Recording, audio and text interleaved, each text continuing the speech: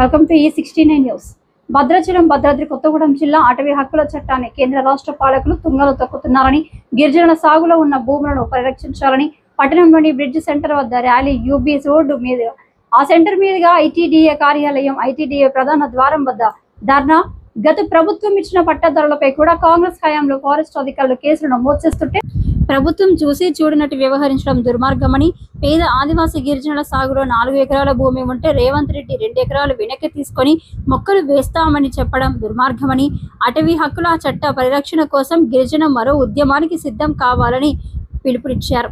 గిరిజనుల సాగులో ఉన్న ప్రతి ఎకరాకు పట్టా ఇచ్చేంత వరకు CPIM పోరాటాన్ని విరమించేది లేదని, గిరిజనుల సాగులో ఉన్న పట్టా భూములకు వెంటనే రైతు బంధు పథకాన్ని అమలు చేయాలని డిమాండ్ చేశారు.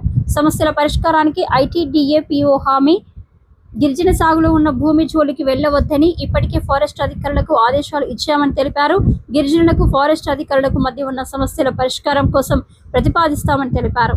ఆదివాసీల సాగులో ఉన్న భూమికి ల్యాండ్ డెవలప్మెంట్ స్కీమ్ని అమలు చేస్తామని హామీ ఇచ్చారు.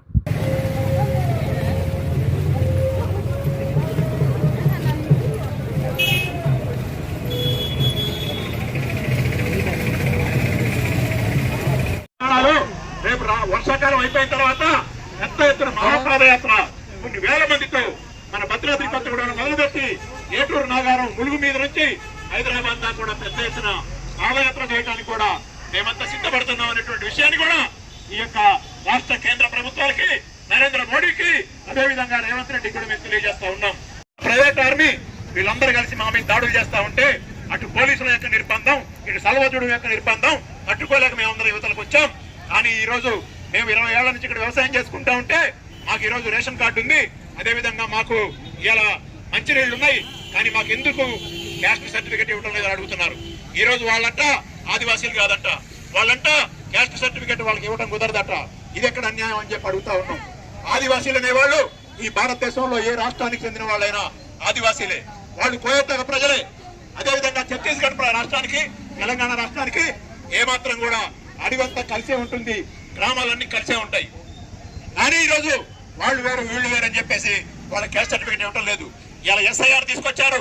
ఆ SIR ప్రకారం ఆ ఓట్లు పోతాయేమో అని చెప్పేసి ఈ రోజు వలస ఆదివాసీలు భయపడతా ఉన్నారు. దాని గురించి కూడా మేము ITDA PO గారిని అడగాలనుకుంటున్నాం. వాళ్ళ ఓట్లు ఉంటుందా, వాళ్ళు తీసేస్తారా, వాళ్ళు ఈ దేశ పౌరులా, ఈ దేశ పౌరులు కాదా, వాళ్ళు ఏ రకంగా ట్రీట్ చేయాలని చెప్పేసి కూడా వీళ్ళని అడుగుదాం అనుకుంటున్నాం.